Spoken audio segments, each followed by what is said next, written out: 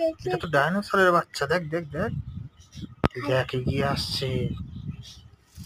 ডাইনোসরের হ্যাঁ বাচ্চা। ডাইনোসরের বাচ্চা তো, ওই দেখ দেখ আবার জিপ সেট করে, জঙ্গল তো, জঙ্গলের মধ্যে দেখতে পাচ্ছিস?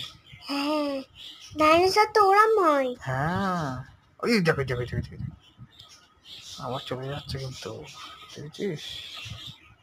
হ্যাঁ না ওর ধারে যাওয়া যাবে না, কেন?